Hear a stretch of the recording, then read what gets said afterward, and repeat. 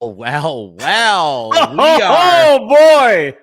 I don't know if this is our broadcasting version of doing the wave. I'm not sure. We are coming at you here on Instigating with Clarkie and Drury as we begin the show. It's the top of the 8th of Game 4 in Seattle, and the Blue Jays are just absolutely laying the wood on the Mariners again. And this is an unbelievable turnaround from the first 2 games in Toronto, where the Jays went just totally cold at the plate, complete turnaround. And it looks like they're on the way to tying this series. And we got to get a guy on here who's got a lot of baseball knowledge, a lot of experience calling ball at many different levels, internationally, even with this guy on my left here, Mr. Clark. He's called games with this cat. We're very excited to welcome on, and we'll talk about this too. The voice, the longtime voice of OHA CKNX Junior Hockey on CKNX AM 920, and our good buddy, Mr. Steve Sabourin. We are all got the Jays hats out. We're all feeling very Canadian right now. This is pretty unbelievable. Sabby, look, Game 3, obviously, when you have a performance like that, it injects some belief back into your system, obviously. But talk a little bit about, from your perspective, about what has gone so right for the Jays in this big reset on the West Coast. Well, I mean, yeah, kind of the bats coming alive was huge, but let's also talk about their pitching, which settled down. And, Game 3, you might think, oh no, will that just be a one-off? Can they repeat that performance? Well, no worries about the sticks, but Max Scherzer coming on as the veteran, getting the ball in what is the closest of a must-win game you can get at this point of the season. Yep. And it reminded me when they announced that Max Scherzer would get the ball, Jimmy Key's performance in Game 4 of the 92 World Series, because there's the same discussion about the lefty back then on whether or not he should be in the starting rotation or just come out of the bullpen. And they needed that extra arm. They brought him in for Game 4. Key went 7 1/3 innings, and he beat Maddox in that game, I believe. Could have been Tom Glavine. Anyways, he got the win. Scherzer with a very similar performance tonight, holding the big bats at bay. And that's what they needed. And during the game, when John Schneider walked up to Scherzer when he's on the mound, and they had the close-up, the intensity in the eyes. And the thing about Scherzer's performance is he didn't there it is. Let's go. Yeah, get out of here. Yeah, I just wish, Steve, I'll let you continue, but I wish other guys would do this when Schneider walks up to the mound, because I don't think he's handled the bullpen exactly great this series. However, let's be honest, now it looks like they're going to be tied at 2. But I wish other guys, now obviously Scherzer, a Hall of Famer, is going to have a little more clout. But yeah, he's the guy, the voice that John Schneider should hear in his head when he goes out and pulls other guys. Like when he pulled Yasavage with a no-hitter and everything else. I mean, hey, let's not complain. Looks like we're getting back to 50-50 here. Anyone's game now. And the thing that made Scherzer tonight very effective was, again, location of his pitches and also his off speed. Now, the one change up he left over the middle of the plate, which Naylor deposited in center field. But his curveball had a hook on it tonight. He was hitting corners. I thought his fastball was unbelievable. Like, he had a bunch of pitches over 95. It was. Right. That's pretty good. Which sets up the off speed, because if you have a good fastball, then your hook, and he was putting them where they needed to be. Didn't he just look like, I'm in command here, boys? Like, just bring it. I'm in command. You know what he looked like? He looked well rested. Like he hadn't pitched for over a month. But they said he pitched a simulated game. I mean, you still pitch 96 pitches at full strength. It's still a game. I'm telling you right now, it's still a game. So yeah, it's not the same as this, obviously. And if anyone knows that, they try to make it as real as possible. So yeah, I mean, if anybody knows that it's not the same thing, it's Max Scherzer. Because no, for sure. yeah. Anyway, I'm thrilled. Two reasons I'm pumped. Now we got Gosman and Yusevich going next 2 games, and You savage. You got to say his name right, Clarky, at this point. Savage. You savage. you savage. That's what I said. Yeah, there you go. You said you savage. whatever. You savage. Yeah, get He's it right. Savage. Yeah. Some people were calling him savage.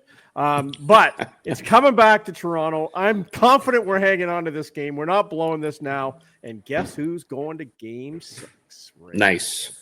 That guy's Clarky. You're a good luck charm right now for this franchise. Well, I was love at it. Game 1, I must say. They lost. Yeah, but yeah. I will say about Gosman starting tomorrow night too, guys, is that he's pumped in the dugout for Scherzer, and you feed off each other, right? And that performance, I'm sure, is not that Gosman would have been motivated anyway, but it's just that extra emotion and momentum's a great thing. And right now, I don't know if Seattle's going to be able to stop this momentum. But I honestly don't think the momentum has gone game to game. I really don't. The way this game started, they fell behind again, but it's just their bats, and then the emotions get going. The emotions get going, and the momentum gets going. But I disagree where the momentum goes from game to game. I don't think it does, but you got to get off to a good start. They were losing this game. 1-0. I mean, it was 1-0 early. Yeah, no, I think 1-0 early. I think the overall momentum now with these last 2 games is certainly in the Jays' favor. Because now Seattle's like, oh, we got to go back to Toronto. Yeah, we've won there before, but these Jays guys are. And that's how the Jays felt coming to Seattle. That Seattle had all the momentum, which they did. But the Jays had a lot more wiggle room than. Yep. And tomorrow, game 5 is a big game, no question. Game 3s and game 5s are always for sure headliners of the series, right? Yeah. So. Yeah, it's incredible stuff. I mean, I think overall, like, Toronto has done a good job of answering back and just not letting Seattle keep any of the momentum that they may have had. And I want to keep talking about Max Scherzer a little bit here, because, like, let's talk about a 41-year-old guy, this dusty old warhorse. People are writing him off like, oh, I don't think they should have added him to the playoff roster, and what's he really going to give you? He was brutal down the stretch, and he was. He hadn't pitched in a competitive baseball environment in 23 days prior to Game 4. And this guy goes out there and, he gives up a tater early. Not great. Leaves a changeup hanging there, one of his best pitches.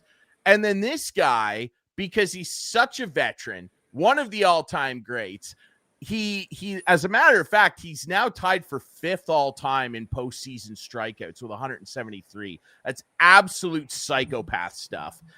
He goes out there 5 2/3, 3 hits, surrenders 2 runs, 4 walks, 5 Ks, and the 1 tater. And I mean, at the end of that 5th inning, when he got that last strikeout, when John Schneider walked out there, and Max has done this throughout his career, and he's earned the right to do this. He is a dog. When people talk about athletes having that dog in them, Max Scherzer is at the front of that definition in the dictionary. They should honestly just put that picture back. I want to get this up one more time, because this image, they need to hang this in a museum, because this image of Max Scherzer, and he used to do this all the time in Washington and Detroit, like they get, Davey Martinez would come striding out there, and he'd be like, get your ass back in that dugout. I am not doing this. He started yelling at him when he crossed the line. He's like, do not point to that dugout. Like, do not point to it. And I found it really comical that after the little conference on the mound, which didn't last long, Ernie Clement ran back to third, laughing his head off. He was laughing. And the what's funnier is I saw, like, John Boy had a wide angle clip of it, and Scherzer is already yelling at John Schneider before his foot leaves the top step. Like, he takes the emotion up, and before his plant foot takes another step forward, Scherzer's turned around like, no, you're not doing this to me. And look, that's why when the Toronto Blue Jays signed this guy, and I remember a guy named Chris Clark at the start of this baseball season going, why would they waste, and this was the exact words, why would they waste $15 million on a guy that probably can't pitch? $15 million paid back in full tonight. Take a bow, Maximus Scherzer. That was just another reason why Shapiro and Atkins have proved me wrong. I'm sorry, they have proved me wrong. Well, and if they keep riding this, keep riding this and do the darn thing, and I mean, it's if they can pull this off, it's looking like it's going to be the Dodgers. We'll look over there real quick. The Dodgers, nothing. The Milwaukee Brewers. Okay, so the Milwaukee Brewers, I believe, led Major League Baseball in hits this year. Well, they were the top team in the league. They've got 9 through 3 games. Man, oh man, can the Dodgers just pitch? Mm-hmm. They have absolute freaks at every stage of the game. Starters, mid-inning guys. Roki Sasaki, the guy that they gave $1 bajillion to come over from Japan and struggled, let's be honest, as a starter. He's closing games for them now, throwing 102 gasoline. The Dodgers look like a serious problem. However, as we look at these Blue Jays, there's another guy from tonight's performance. Again, we're recording this Thursday, October 16th at the tail end of Game 4. Addison Barger, man. And again, Steve, we can talk and we will talk a lot about all these guys on this team contributing. But Barger's another guy that tonight goes into right field with Anthony Santander getting taken off the playoff roster with this back problem. We won't see him again. He hadn't played in right field in 22 games, and he made 2 unbelievable catches out there. And it's just another epitome of what this team is all about. There are a bunch of junkyard dogs out there, Steve. Everybody contributing. Yeah, and he also made that throw to third base to get Naylor. Oh, Naylor, dude. Third out at third base. Cardinal sin. Bad running play there. But a very, and again, a heads-up throw by Barger, too, because he knew he's not going to get Polanco at home. And instead of hitting the cutoff guy at second, he had a clear shot. It wasn't a very deeply hit ball. And he had a clear shot at third base, and Clement was ready for it. So just the baseball IQ. At the plate early on in the game, before Barger hit his double there later on in the contest, just looked a little tentative, and the confidence just wasn't there. He struggled at the plate, wasn't getting some good swings in. But the nice thing is mature enough for it to not affect his defense. In our group chat, I think it was F and Barger, window shopping with bases loaded. Signed Ryan Drury. You know what? Signed Ryan Drury. I hated it. That was I agree, but he came back. He came back and he did. But also look at the dynamics of this team. So, and I'm going to go back to the 92 and 93 World Series when that team played. Every night you knew Roberto Alomar was at second.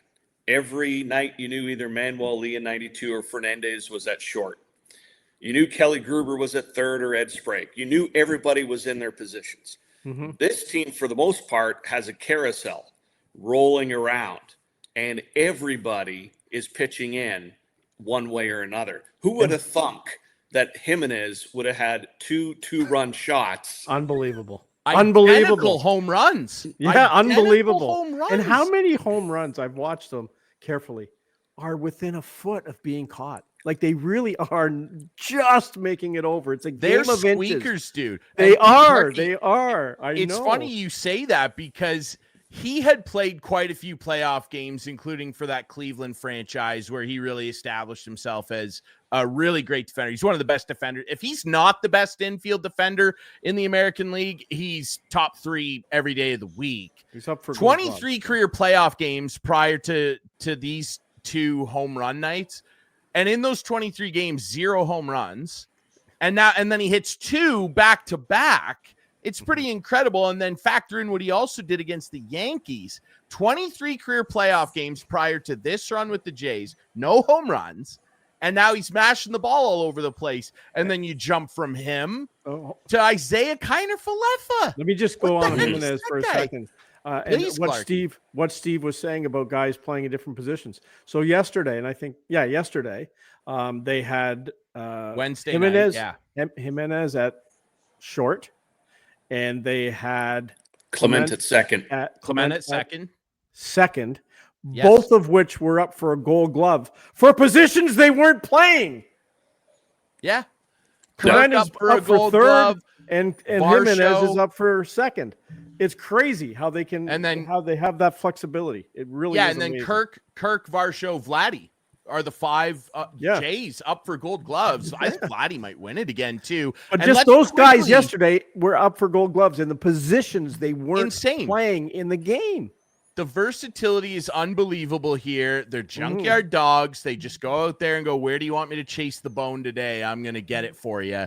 And speaking of getting it for you, how about that pick play by Vladdy and Scherzer at first? Max Scherzer's first successful pickoff in 9 years. And of course, it comes in a gigantic playoff moment because that's who Max Scherzer is. And Clarky, like, how do you pick a guy off? You got to be stupid.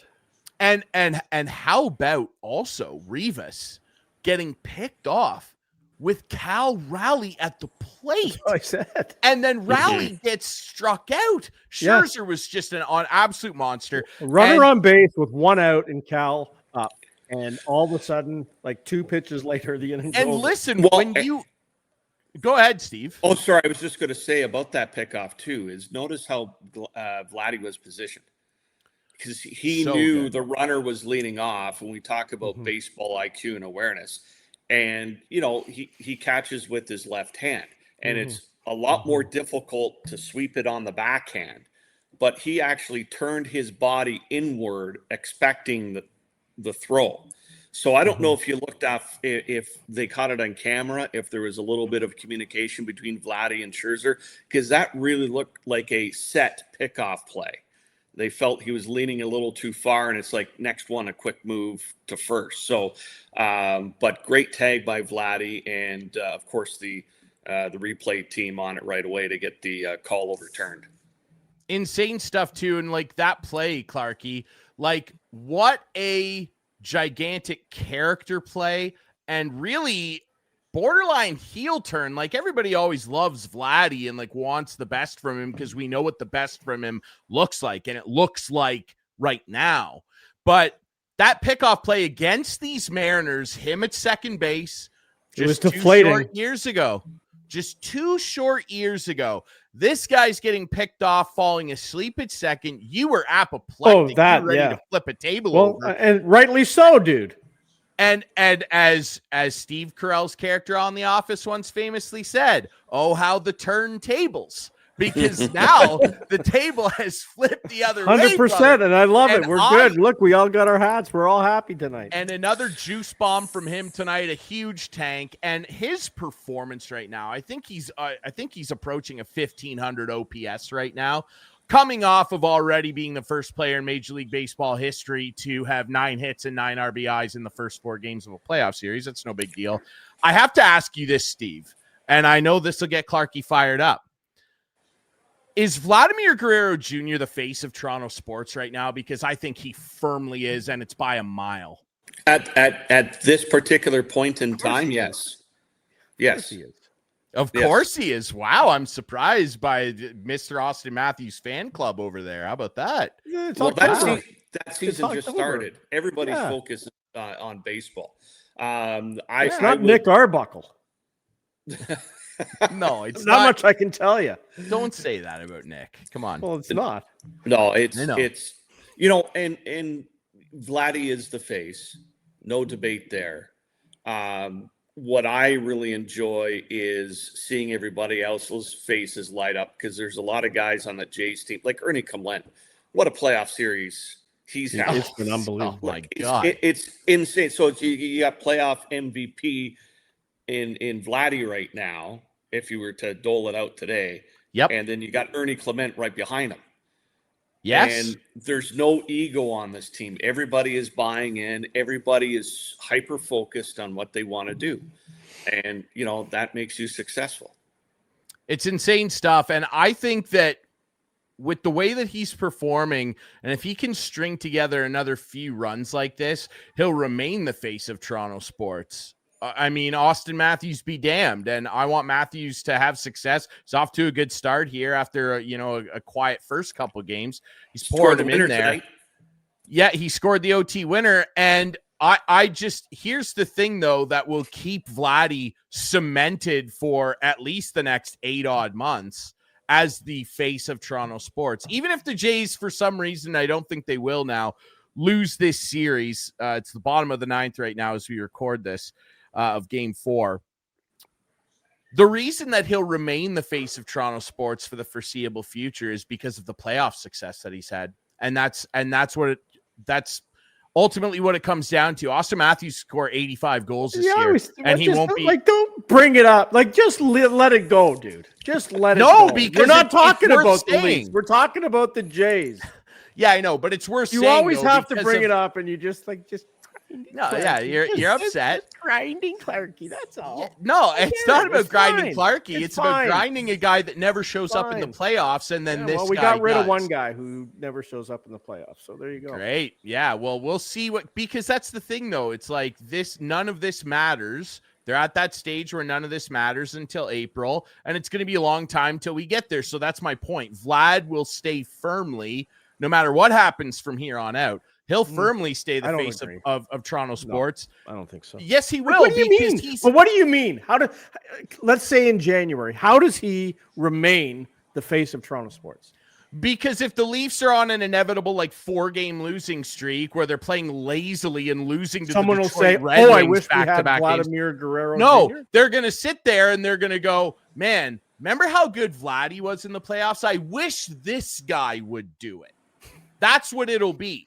And if they win the World Series, it'll even be more pronounced. And I want to ask a question to both of you on that note as well, because here's an interesting one that someone posed to me today, and I answered yes.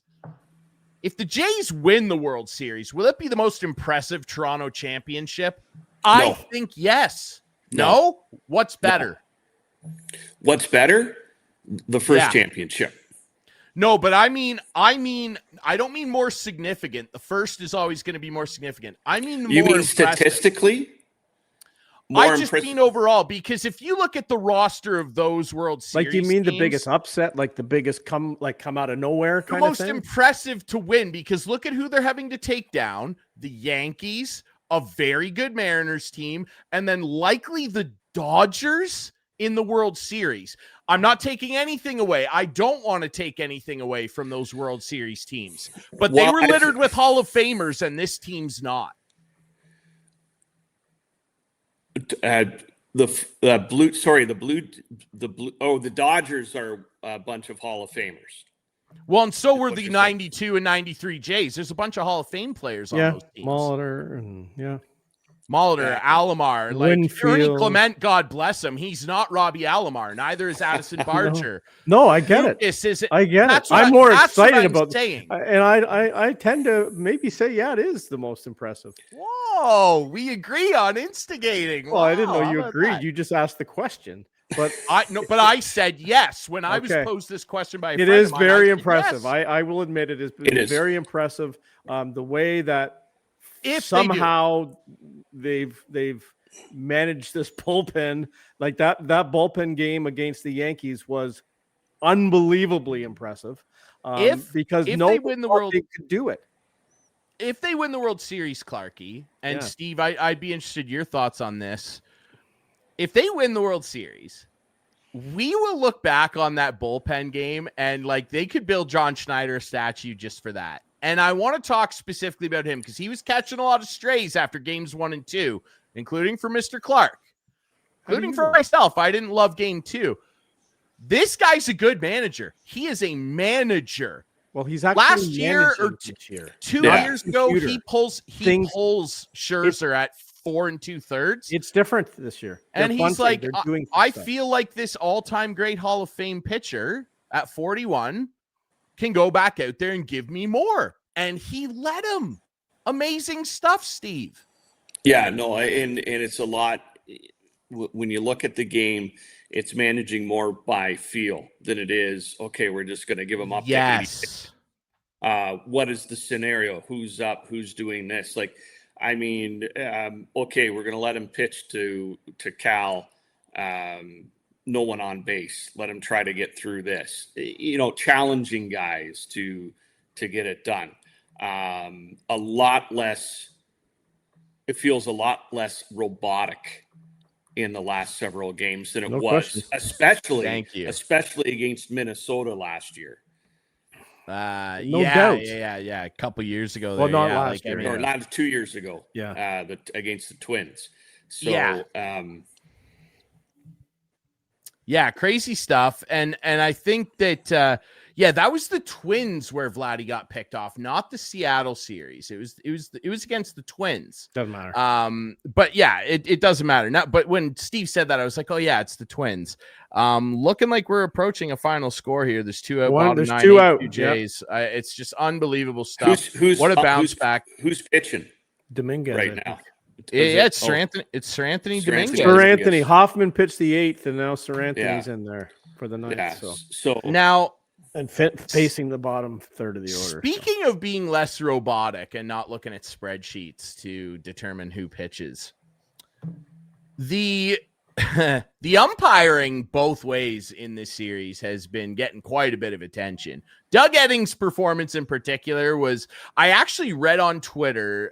There's a great Twitter page you can read, like Scouting the Umps and like umpire reports, that Doug Eddings had the worst postseason performance by an umpire since his in 2018, which is just crazy. Now, look. It's been going both ways because it has been going in particular both ways, game 4 the Mariners got hosed on a few pitches, especially to Alejandro Kirk. Now, that all being said, Steve, what's your opinion? You've been around the game a long time. The ABS system, it's coming next year. Will it slow the game down too much? What do you think? Or do we need it? Oh, I think we're to the point where, you need it. You're going to get some pushback from a lot of traditionalists and it's part of the game. But the issue is there's just too much at stake. You make a couple of bad calls and it can completely swing the momentum of a game. Game over. So, yes. Game over. Jays win. Game over. Jays won. Strikeout awesome. at the bottom of the zone. Sir Anthony. As we grow in, with sports and technology, the biggest thing for me is, have you tested it to its fullest to have it ready for implementation and not just throwing it in and saying, there you go, we're into it, which it sounds like they have. So I know, Clarkie, I think you're a big fan of the dude. Listen. There's not a bigger fan. Listen. You savage, you savage, you save it. You savage. You savage. You savage. I said it right. You savage. Got absolutely screwed in game. The Arozarena pitch. Yes. Game 2. Game 2. Game 2. Game 2. Hey, he got squeezed. He got hosed. Tonight, the Kirk pitch. Pivotal moments in games. That's the thing about balls and strikes. They're all pivotal calls, every single one of them. And if you have the technology to get them right, you need to get them right. Is it going to slow the game down? It depends. It depends how bad the umpiring is. Yeah, right. For sure. That's what it depends on. If the umpiring is bad, they're going to be tapping all the time. Well, you're only allowed if you get the tap wrong, right?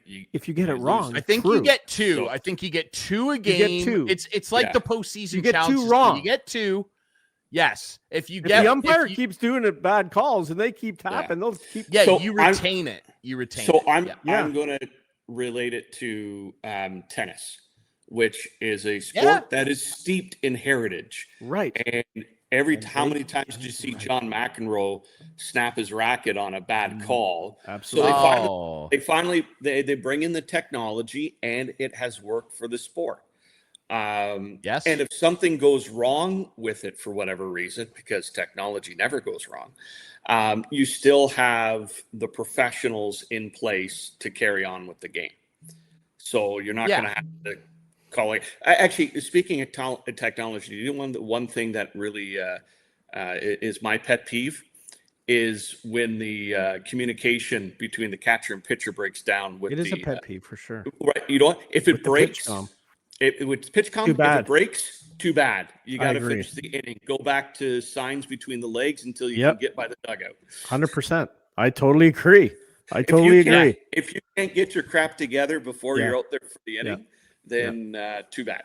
I just wonder who will be the first team caught cheating with the catcher getting a beep every time it's a strike and tapping his helmet. He's got PitchCom in there anyway.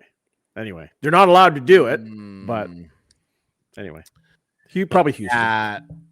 Probably Houston, the Yankees. There'd be teams up there that would utilize it. Speaking of calling signs, another guy that, you know, we mentioned him already a couple times, but my God, Alejandro Kirk. What a catcher this guy is, Steve. It's unbelievable. This guy is like a 5'0" fire hydrant. And he's just out there dominating people with his bat. With all the pitchers love him. Great defender. Like, this guy is unreal. He has improved immensely in his defense and his management of the game, which, I mean, that just takes playing time and experience, right? And he was behind Danny Jansen when he first came up. Interesting story about Alejandro Kirk. I don't know if you guys remember, but back in the day, the three of us went to the Jays Oakland series. Yep. And it was in between the COVID years, and a buddy of mine was with us, and Kirk, it was one of his first games up with the Toronto, and he comes up to the plate, and my buddy says, "Who the heck is this guy?" And then he deposited a pitch into the outfield stands for a home run. So it's always a pleasure to watch him work, and his communication and his ability to see the game, again, just has grown throughout his tenure so far. Yeah, it's unbelievable. Yeah, we got eyes on him very early, and that was a big day for the Jays that day too. I think they won that game 8-1. It was not good, for my then Oakland fandom, but they took that team away from me. So, it's just unbelievable the turnaround that he's had. And like so many of these guys had down years last year. Him chief among them. Turns around 15 homers this year. Like, up for a Gold Glove. I think he deserves to win it personally. And then you flip-flop to the other side where the likely league MVP who hit 60 bombs this year and set all kinds of records for catchers, he has an all-time flubber that brings in the fifth run, Springer from third. I mean, Cal Raleigh, like he's in one right now. Yeah, it was a couple of tough. He's done it a couple of times, is trying to backhand a pitch out of the dirt, and instead of dropping to the knees and blocking with the chest. I mean, Buck said it. It's just your reaction, and it can be costly at times. And the other thing too is when you get into a playoff game and every play is everybody's looking at you, right? And the stress level gets there. You put the pressure on, you put the ball in play, you get runners on base, and changes the entire dynamic. And I want to add too, like last night, 13-4, today 8-2, and he's still out there catching. Like Heineman's never going to get back there. Like I thought maybe they would relieve him for an inning or two in a blowout. Not at this stage of the game. It's 13-4. It's a catcher. He's a little pudgy catcher. He's got bad knees. Yeah, it's like he doesn't. It's like a goaltender, Clark. You know that. You don't switch your catchers in and out in the postseason. You ride. You gotta. If you're the starting catcher, you're riding through the entire playoff run. Yeah, you're starting every game. Get tired then. Let's just hope. I don't think he will. And I mean, like, we'll see. Time will tell. Because the thing about the catcher, Clark, he isn't just about I get what you're saying. You receiving the ball, it's you working with the pitchers and developing that comfort level. Yeah. And the other thing too is, if for any reason you do pull him and put Heineman in, and all of a sudden Heineman gets hurt, you're messed. You're in trouble. Yeah. Now Vladdy. Yeah, Ernie Clement catches now. Yeah. Exactly. Varsho would have to go back there. Varsho used to catch. Yep. Yeah. But he anyway, would have to I get it. There. But I would just like to see a little. Don't bit of speak these there. things into existence, Clarky. What are you doing? Fine. What are you doing over there, Dad? 5 hits tonight right for now. Seattle too. By the way, 5 hits. That's it. Incredible stuff. What a swing! For Jays had 18 yesterday and 11 today. So there you go. And you said Milwaukee has 9 in 3 games, and the Jays had 18 in 1 game. Yeah, it's not. They've only had 10. They've only had 10 hits in 1 game. That was game 2. It's incredible stuff. Like when you look at that Milwaukee team, and I feel bad for them. I mean, as bad as a guy who's mostly a Cubs fan can feel for the team that put my team out. But I would like things to be looking better for a guy like Christian Yelich, who's just such a warrior out there. But the Dodgers, man, whichever one of these two teams gets through, they are going to be putting their necks up against a buzzsaw with this pitching staff, man. And you know what's crazy too? We haven't won anything yet, dude. No, I know. But what do you mean, the Dodgers? I don't know if you know Jays. this, but last year they won the World Series. I'm saying the Jays. Okay. I sounded like you were saying if the Dodgers. Okay, go ahead. Like the Dodgers have to win a 4th game, but whichever one of these two teams gets through to likely face the Dodgers, I guess is what I'm saying. I'm not writing. I'm sorry, Brewers Nation, the Brew Crew. I don't want Bob Uecker, God bless you. I don't want to write you off just yet here, but they're going to be putting their neck up against a buzzsaw, man. And it's crazy too. At one point during this season, the Dodgers had 14 pitchers on the IL, which is absolutely insane. Like that's the type of juggernaut you're going up against, a team with that kind of bankroll that just has pitchers falling out the wazoo, and they're like, oh, no big deal, Roki Sasaki, you can't start, you'll just close for us now. It's absolutely nuts what they're doing. It is. And what storylines if it's Toronto, LA? Like, it's my God, what a series! The Ohtani storyline in itself. Freddie Freeman, a great Canadian boy. Anyway, it'll be fun if we can get 2 more wins. Let's not get ahead of ourselves. Game 5, as Steve said, Game 5 is pivotal stuff. And speaking of which, Toronto Blue Jays baseball, it airs all the time on our friends at CKNX. Won't be doing that on Friday though, because actually I will. Yes, we are. We will be doing the game on Friday. Well, good. Yes. Wow. Okay. It'll be on the. It'll be on the. Yeah. So the ball game will be on the terrestrial radio broadcast on AM 920. So my transistor radio, I can hear the Jays on 920. Right. Yes, so if you stream us at CKNX.ca, we'll be in Listowel for GOHL action. Brilliant. Like just great programming decisions. Good programming decision. That's good. I wasn't aware. I thought that they do it the other way. Well, no. First, you can't stream. We can't stream the Jays broadcast. That's true. That's true. Yeah. And realistically, Game 5, a pivotal game for Jays Nation, and they're the talk of the town right now. You got to go with the big guns. So you got to go with the big guns, and that's not to say anything of the big guns on our junior hockey broadcast, because while you can catch the Jays on AM 920, you can stream on CKNX.ca, and throughout the rest of the hockey season on Friday nights, right up into the playoffs when they get going in late January, early February, you can catch this man, Steve Sabourin. I'll poke my head in there from time to time too. Johnny K, of course, for the love of the game. He'll be in there as well. And Sabby, I mean, just incredible stuff. 100th anniversary of the radio station, 21st season of OHA CKNX Junior Hockey. And we're off and running, man. It's fun stuff. Yeah, no, we're in this type of, I guess, transition year.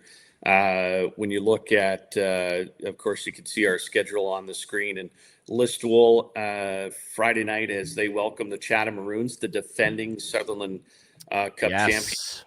And then to finish off October in Wingham against the Fergus Whalers, and then Elmira Listowel on the 31st. So we kind of go down the list. Looking forward to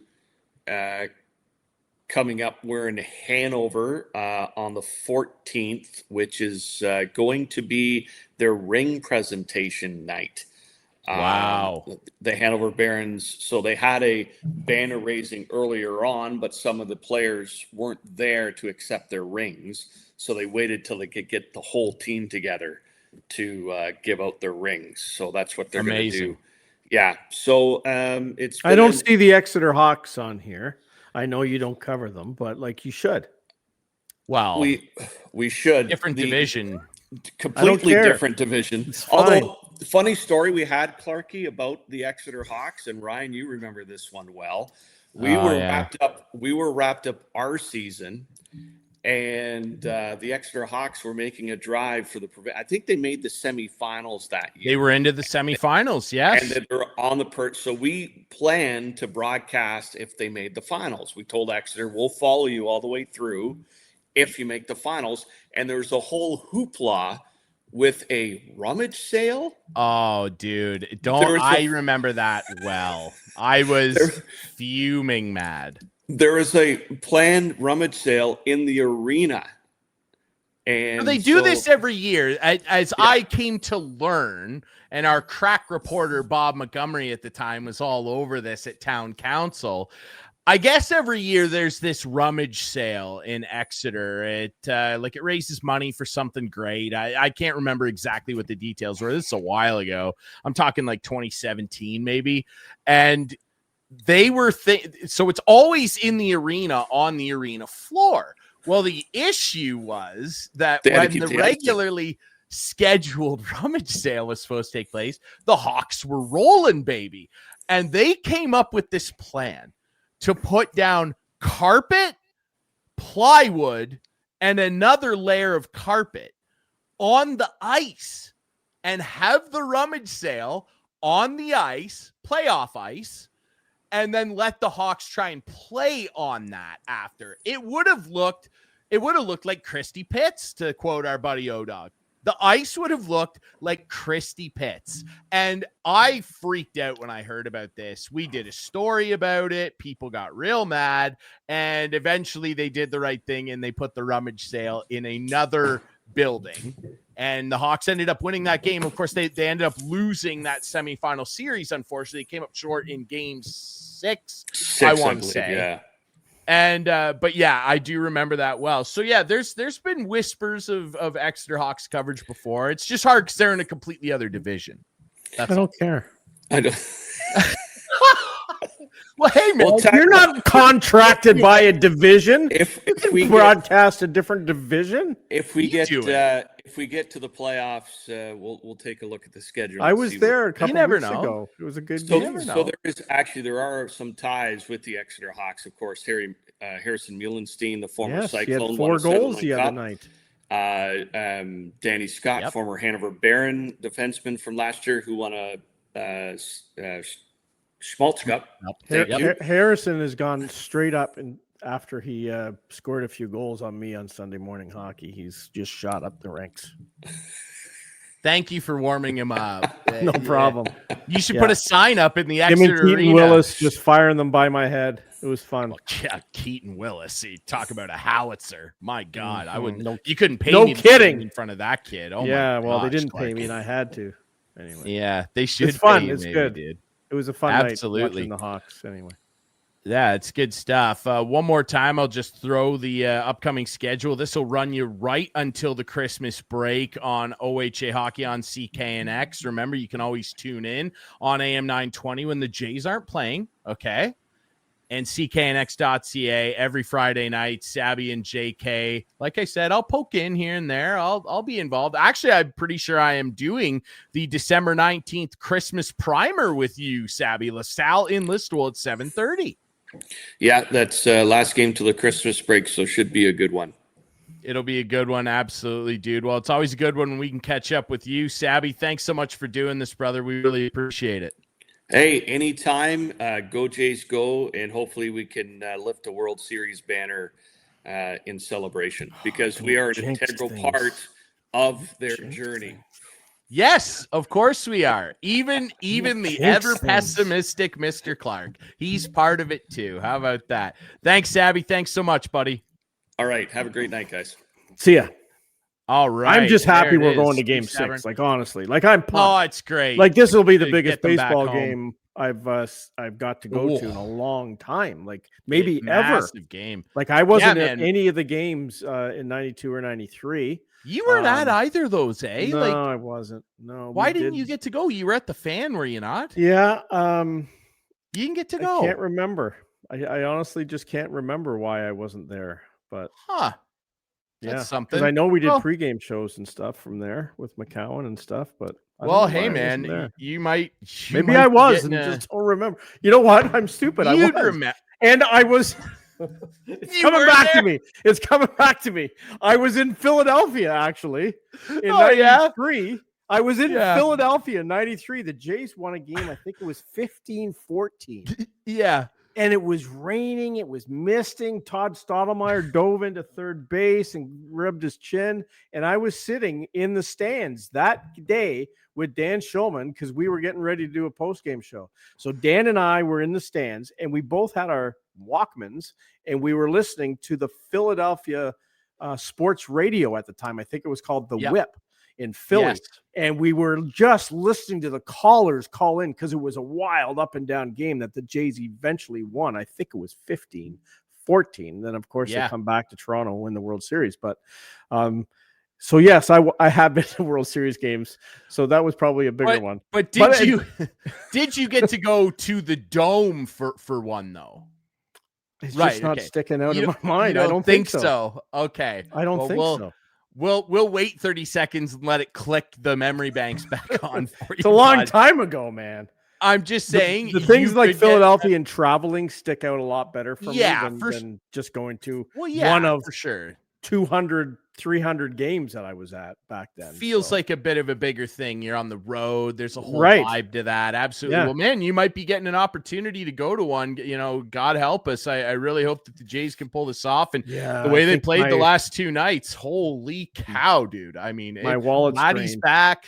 Holy man, I love it, Vladdy. Mm-hmm. And I have to, again, I want to stress this. We're recording this during the very last couple innings of Game 4 and through the end. It's over now, though. Yeah, we started over here. We started at the top of the 8th inning, recording the show on Friday when many of our viewers will first see this show. Remember, you can watch us Friday nights in the Georgian Bay region, 6:00 right before Owen Sound Attack Hockey. Which, by the way, this week it's rivalry week. Your Owen Sound Attack will be visiting my Guelph Storm. Yes. Okay. Rivalry week, back-to-back, Friday in Guelph, Saturday in Owen Sound. But so Friday nights before Attack Hockey, you can watch our show. At 6:00. And guess what time game time is Friday?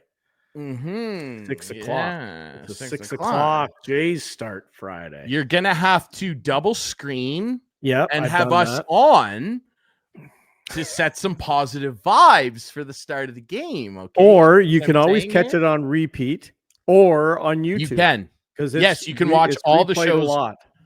It gets replayed a lot. We really appreciate a lot of new fans checking us out on Rogers TV. We really appreciate that. You can find all of our shows. People watching. I've been getting them too, dude. Yeah, a lot of people, and all the shows available on YouTube. You can find our shorts there as well. You can follow us on social media, of course, at Instigating Pod, and follow us there. And we also air in the London region, of course. Yep. Saturdays at 10 and Mondays at 1 p.m. Yeah, we're all over the place, which is amazing. We appreciate it on Rogers TV. You can find the podcast version, all your favorite podcast apps, dude. And I heard we are the best podcast that originates from Listowel and Grand Bend.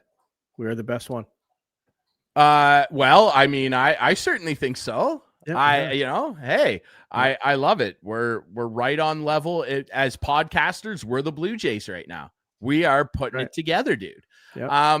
I got to say though, as I look at the clock right now, it's 11:51 p.m. I'm working the morning shift this week, anchoring the morning news on CKNX, and I don't feel like I'm going to be able to go to bed. I want to run through a wall because I keep on seeing replays of Max Scherzer freaking out on the mound. I'm just, Clarky, I could run through a wall. Like, dude, if I had told you, seriously, before you say anything, I thought this guy was going to get into the 80s in pitches tonight and was going to head into the 6th, 7th inning. I honestly said that at work and thought really, that. Yep. Because I was going to ask you if I maybe told it was you just in wishful September. Thinking. I don't know. I told you in September he was crap. He was not very good down the stretch. Well, you didn't have he to didn't tell even me, make the ALDS roster. No, but I just he was had hurt. a feeling Max was coming hard tonight. And well, he reincarnated Mad Max. He reincarnated he Mad did. Max. When he they did. get the dude, like all throughout his career, when they get the close up of him with the heterochromia, the two different colored eyes, and he gets his glove up here and he's always muttering swear words to himself. He's always just there ready to throw a pitch going, like he looks like a rabid animal coming out of a burrow to just get dinner and go back home. It's absolutely outrageous, dude. If it like, God bless anybody that makes that guy mad. I think John Schneider, who we see behind me right now talking, I think he might not even admit it. I don't think he had any intention whatsoever of taking him out when he went out there. He wanted to just get him riled up to get next out. I honestly think that. I bet you that's it. And it worked. I want to reiterate like how impressed I am with John Schneider. Like this guy caught strays from us. Mind you, like on this show, I would say that we were mostly during the recent garbage that occurred in playoff appearances over recent years. We were mostly on top of Ross Atkins and the way that the front office was handling certain situations out there. And if they do win the World Series, they should probably give John Schneider 2 rings because Ross Atkins should like apologize. Remember, he threw him right under the bus with the Barrios debacle. Like he threw him under a moving Greyhound, dude. Yeah. And he's out there making great calls, going out there. And you know what? I'd never even considered that. I bet you he did go out there just to get the fire a little bit bigger. He went out there and threw a Yule log down. Yep. Merry Christmas, Max. How about that? Unbelievable stuff, dude. I'm so thrilled. I think the biggest thing I'll take away from watching this run, no matter what happens from here on out, and it's why I said yes, and you kind of agreed with me on that question about if they win the World Series, will it be the most impressive Toronto sports title? The reason I feel that way is because of the cast of characters they're doing it with. Like, at the start of the year, nobody saw this coming. Coming off 74 wins was 74. That's 70. for sure. Who cares? 74 That's for Scherzer. It's for Scherzer. I like that. That's got to be on a shirt. That's got to go on a shirt if they win. I just can't believe this, and I mean this in as positive a way as I can make it sound.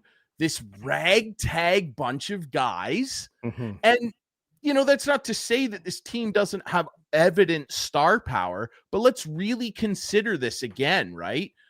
First time ever in franchise history for both that they face the Yankees in a playoff series. Dominate.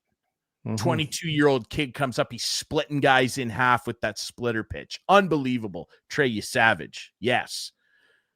They come up against this Mariners team and at the plate, get kind of dog walked for the first couple games and come out and turn it around with 2 unbelievable efforts. The one tonight off the back of a 41-year-old Hall of Fame animal. And it's just like, you got Vlad there and Springer had the year he had, but no Bichette, You got these guys, Nathan Lucas continuing to hit second. I want to talk about some of those incredible. guys. Like when I was watching that Please. Yankee series and continually seeing guys like Lucas and Clement and guys like that getting on base, the first thing I thought of was, you know what? You watch a lot of World Series. You watch a lot of superstars playing World Series. Very often that MVP in the World Series isn't one of those guys. It's one of those secondary guys. Now, if the Jays do go on and Vladdy stays hot, he's got it hands down. But like Clement hitting 500, we are 1, 2, 3, 4, 5, 6, 7, 8 games in, and he's still hitting 452. It's unbelievable. And Vladdy's at 455. Vladdy's only struck out, I think they said, once. He struck out 8 games. Psycho. It's unbelievable. Psycho.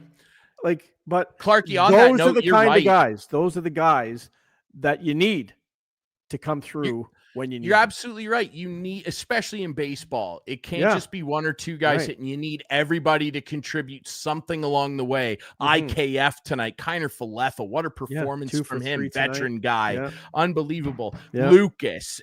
It's not inconceivable to me at all in a World Series, which is a condensed little picture in time, that a guy like Ernie Clement could be World Series MVP. I think Vladdy, if keeps this up, playoff MVP locked down. Yeah. You know, and there's a long way to go.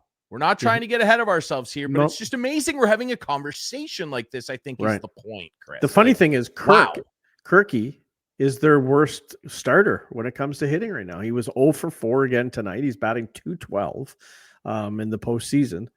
And he's batting cleanup, and they're winning. Like he's their cleanup hitter. It's so well, Barger was, but they changed him, and he seems to have got a little life. It reignited him. Yeah, maybe a little pressure. It reignited him for sure. Taken away from him. So, but maybe Kirky's 0 for 4. 2 strikeouts in a pivotal tonight. Game 6, maybe you could slide Barger back in there if he has another good Game 5, right? Slide and get. That's the amazing thing. You slide guys up and down the lineup, and then you're sliding guys all over the field. Barger going into right tonight. Just unbelievable. Toast of the town right now. The Toronto David Schneider, who's a good player in his own right, hasn't been playing much. He can't get into the game. But he's poked a few hits in here and there. He certainly has. It's unbelievable. He certainly has. It's been fun to watch. Dude. We're tied up at 2, heading to Friday at 6 o'clock. Oh boy, if they win that one, Sunday's Game 6 could be the ticket to the World Series. The dome will be shaking regardless, and Clarky will be in there feeling the good vibrations. We hope it's been fun to watch Instigating this week. Remember, as we said, you can watch us Fridays in the Georgian Bay region before Owen Sound Attack Hockey. Catch us in the London region Saturdays and Mondays. Find us anytime you like right here on YouTube. Follow us on social media at Instigating Pod. Find the podcast version if you want to listen in the car on all your favorite podcast apps. And remember, tune in to CKNX Junior Hockey this year. Catch our buddy Steve Sabourin on the airwaves, AM 920 and CKNX.ca every Friday night, right up until playoffs start. We appreciate you guys listening to and watching Instigating. Another perfect night. Back. Leafs win, Jays win. Perfect. Yes, perfect. We'll be back next week for more perfection here on Instigating. Go Jays!